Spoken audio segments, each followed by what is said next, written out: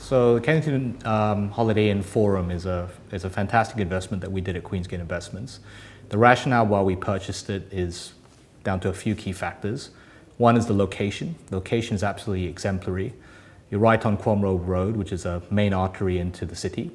You're adjacent to Gloucester Road Tube Station, which is right next to the Piccadilly which services Piccadilly and Circle and District lines. It's got excellent shopping connectivity, right next to Harrods, walking distance to Sloane Street, South Kensington. It's got very good cultural connectivity, right next to Royal Albert Hall, Natural History Museum. And it's also got very good healthcare connectivity as a function of being diagonally opposite from Cromwell Hospital. Then you actually look at the physical bricks and mortar itself. You've got an entire city block, which is freehold unencumbered title, where you've got nearest damn it 500,000 square foot worth of a 28-story tower, which potentially one can procure vacant possession at the appropriate time.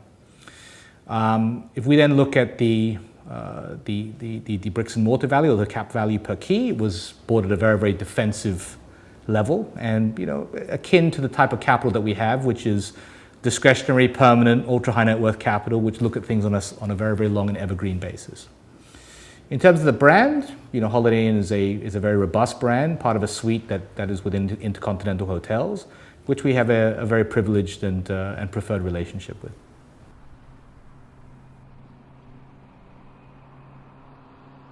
I think the Starwood Hotels principal brand is a very, very strong brand, and it's underpinned by some fantastic real estate. We're aware of the very extensive refurbishment they've done on assets like the George, the Palace in Manchester, and what they're currently doing on the Russell.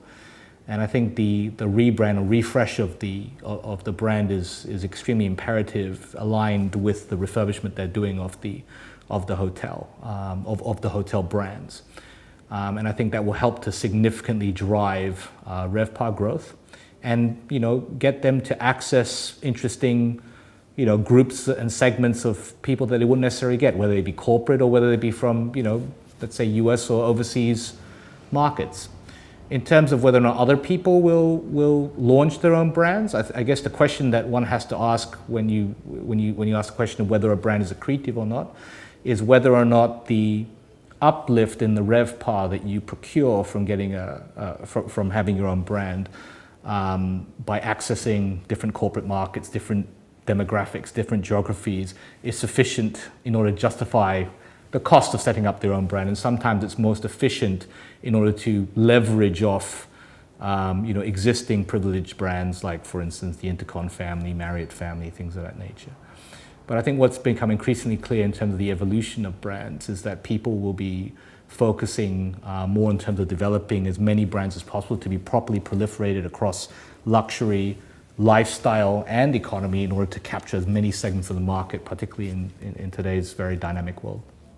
From an economic cycle perspective, if we look at UK and Europe, you're in a potentially inflationary market, with an upward sloping yield curve, which has its implications in terms of the upper upscale type hotel products.